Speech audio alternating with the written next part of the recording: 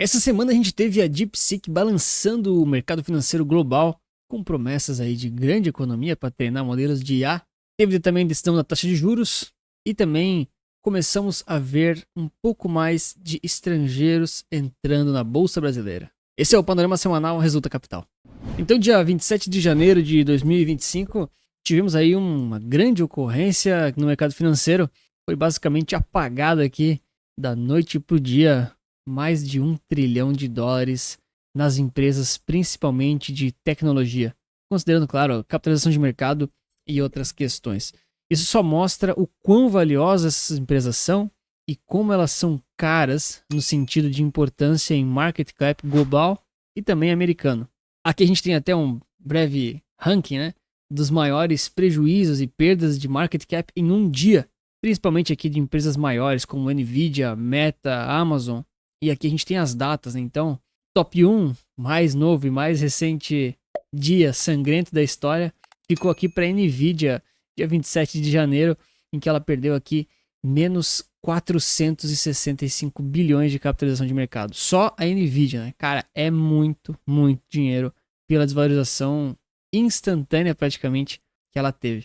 E tudo isso aconteceu por causa desse carinha aqui, o DeepSeek, que é uma empresa que fornece esse serviço aí de inteligência artificial similar ao ChatGPT, Gemini, Perplexity, dentre outros, e promete aí conseguir treinar esses modelos com 1/10 do custo, basicamente, do que a OpenAI e o ChatGPT fizeram.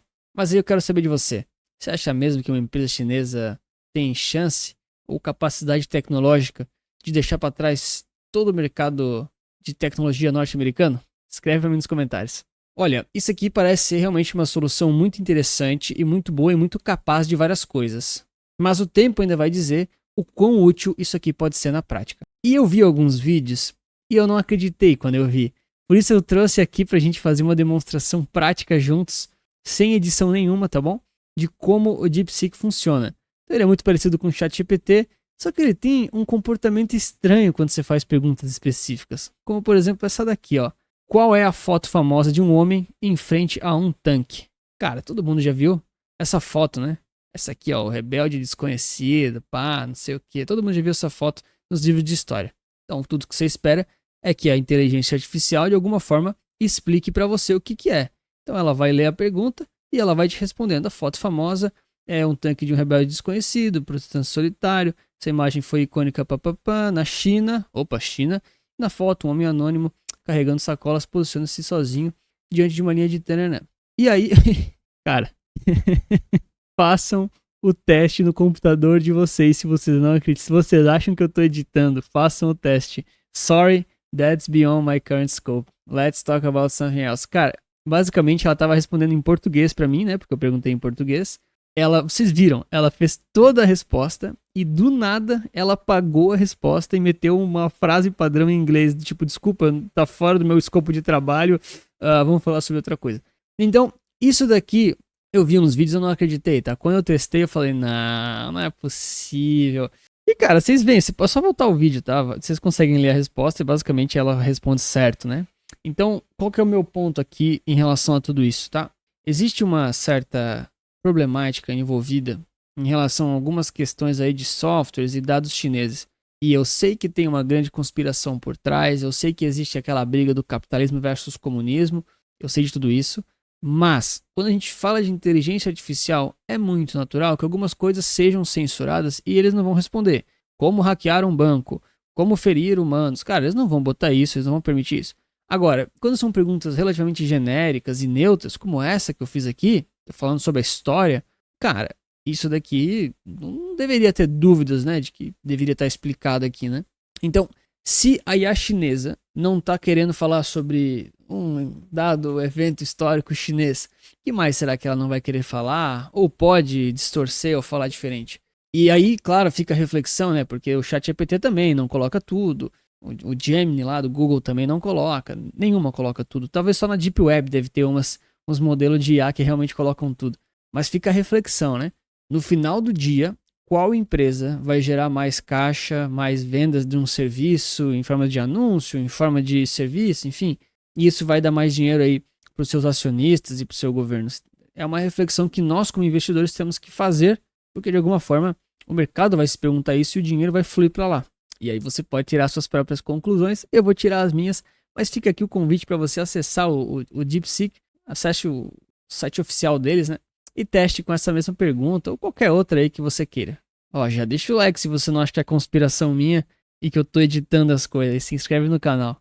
Bom, o fato é que isso mexeu demais com o mercado financeiro mundial, né? Principalmente na segunda-feira, e trouxe grandes perdas financeiras aí, principalmente em market cap do SP500 e de tantas outras empresas de tecnologia, tá? Tem aqui o SPY, que ele teve essa queda considerável aí de quase 3% de queda lá na segunda, mas eu trouxe aqui o exemplo talvez um pouco mais visual do CHIP11, né? CHIP11 é o nosso ETF aqui da Bolsa Brasileira, que replica o índice dos semicondutores. Tem uma série de empresas de tecnologia muito nichadas em relação a essa questão da inovação, dos chips e também da inteligência artificial, né? E, cara, ele chegou a cair aqui, ó, 10%, tá? Cara, realmente é muita coisa num único dia, só por causa de um sustinho de notícia. E aqui vai a primeira reflexão de todas aqui desse vídeo, que certamente vai valer seu like e sua inscrição, tá? Então, qual que é a sacada, né?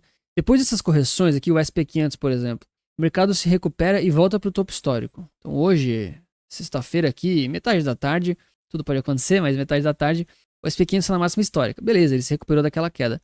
Agora, o mercado, quando ele precisa puxar uma correção, ele vai procurar um motivo e ele vai inventar uma causa, tá bom?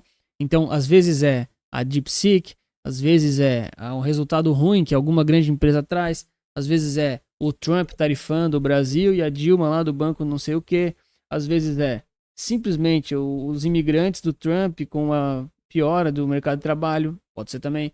Às vezes é a inflação que está vindo mais alta. Então, alguma desculpa, alguma razão o mercado vai arranjar para fazer uma grande correção se ele realmente quiser isso. Tá? O fato é que, poxa, uma notícia dessa não poderia abalar as top 10 empresas mais valiosas do mundo tão facilmente, tá? Então, para você que está muito carregado aí em SP500 ou que tem um portfólio mais conservador, ele está um pouco fora da sua alocação básica, tomaria um pouco de cuidado, tá bom? Tá bem nas máximas, né? Não sei se agora é o momento de você se animar muito, comprar muito forte, sempre tentar essa visão um pouco mais conservadora aqui no canal, né? Quando você quer botar um ativo na sua carteira, mesmo que ele tá muito caro, você até pode colocar, mas coloca pouco, né? Vai fazendo um preço médio, vai fazendo um DCA ao longo do tempo. Tem vídeo no canal que eu ensino a fazer DCA, super tranquilo, de forma segura, para proteger o seu bolso como investidor. E aí, qual que é o retrato que a gente tem aqui, ó? USA, mercado, tudo isso aqui no panorama Resulta Capital. Vocês podem acessar de graça. Também tem mais um gráfico aqui. E aqui a gente tem um pouquinho do resumo aqui em relação aos ETFs lá dos Estados Unidos. Também tem das ações, tá? Mas os ETFs que eu queria mostrar para vocês é isso aqui, ó. Mesmo com todo esse embrólio, você vem aqui, ó, performance semanal. Aí se você é daltônico como eu, você bota aqui, ó, esquema de cor colorblind. Ó lá, agora eu consigo ver tudo, é muito mais fácil. E aí, é sério, tá? E aí, o que acontece? A gente consegue ver de cara que o mercado, mesmo com esse susto grande ali que teve de toda a questão ali, né, sobre DeepSeek, ele não tá fechando o ultravermelho. Opa, uma pastilha aqui. e negativo como ele tava ali em relação à segunda-feira. Então ele conseguiu se recuperar de forma considerável. É claro, quando a gente olha aqui para equity, né, que são as ações principalmente, tem aqui os principais índices, né, o SP500, Nasdaq, o VTI e uma série deles, a maioria deles está fechando aqui levemente positivo ou levemente negativo, né? Sim, tem alguns que estão fechando aqui um pouco mais negativos, tem aqueles que ficaram mais positivos, mas de forma geral, ainda assim, não é uma semana sangrenta, não é o mesmo cenário da segunda, né? A gente viu uma recuperação bem considerável, né? Renda fixa, por exemplo, está fechando levemente em alta, muito por causa de algumas expectativas aí da inflação norte-americana. E também tem as ações, né? Mas ó, faz aquele mesmo esquema, ó. Settings, colorblind e pronto, coloca aqui no semanal percentual. E aqui nas ações a gente consegue ver quem realmente se incomodou nessa semana e tá fechando feio ali em relação a esse imbróglio todo da DeepSeek, tá bom? Então, claro, a mais prejudicada aqui é a Nvidia, né? Cara, fechando 15% de queda aqui na semana. Microsoft também bem negativo, mas outras Big Techs aqui como Meta, Google e Apple estão muito bem na foto, fechando muito bem por sinal. Claro que aqui, toda a questão aqui das energias também está fechando mal e alguns outros setores aqui industriais, de produção também não estão bem na foto. Mas claro, né, o mercado nunca é movido somente por essas notícias aí da DeepSeek ou de empresas chinesas de concorrência. O mercado vai olhar muito mais para taxas de juros e para essas expectativas todas. E a gente teve essa semana a decisão da taxa de juros dos Estados Unidos, aqui no Brasil também. Eu fiz um vídeo ontem disso, eu vou deixar recomendado lá no final, naqueles cards, tá bom? Mas o fato é que o SP500 ainda assim, cara, alta atrás de alta, rompimento de topo atrás de rompimento de topo. E aqui embaixo ainda tem, olha só, um atalho, né, para o medo e ganância dos Estados Unidos. Que no caso é o próprio índice que é a CNN Med, mas é só para a gente ver como o mercado está neutro de forma geral ao preço em si do SP500 e do mercado americano em geral, tá bom? Então não tá tão ganancioso assim, mas não tá tão medroso assim. E como a gente vê aqui pelo histórico que estava tendo, né? Olha só, ele tá neutro, mas ele tava aqui, ó, com medo e até mesmo com uma certa ganância um ano para trás. E sempre vale o lembrete, não adianta você investir pensando só em medo ou em ganância do mercado americano ou do mercado brasileiro, porque os seus investimentos eles têm que estar blindados em relação a isso.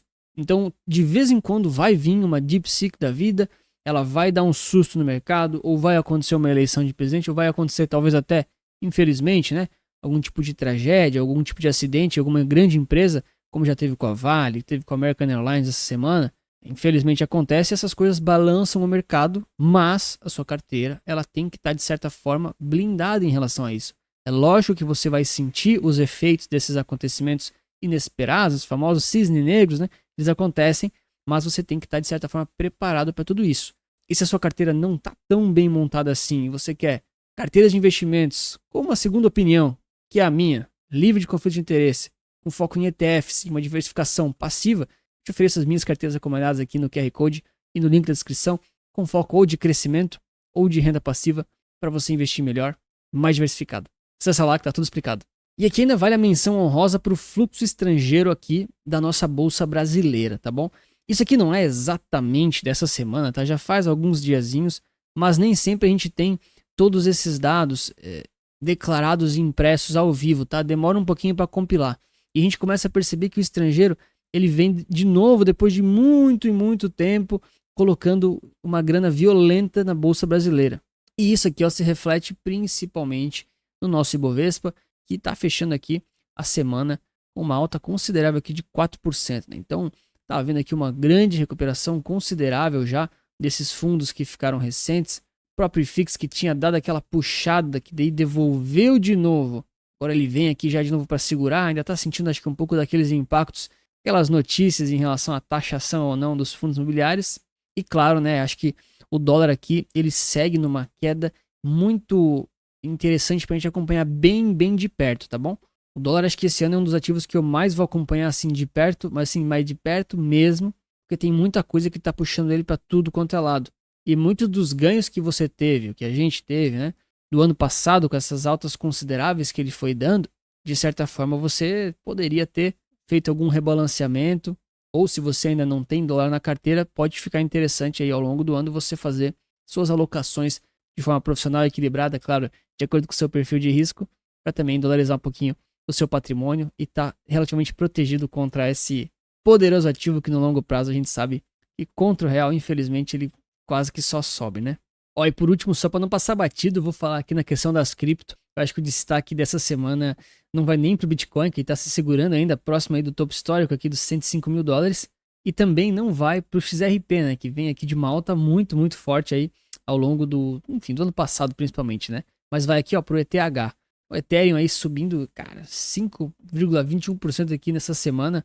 Grande parte da valorização aqui acabou vindo de ontem e hoje, então na finaleira da semana tá se salvando aí, tá relativamente se recuperando bem. Esse é um dos ativos que eu também tô muito de olho agora em 2025, porque quando a gente compara o ETH com o Crypto Total Market Cap ou então com o Bitcoin, não que eles tenham que andar junto, tá bom, pessoal? Não é isso, tá?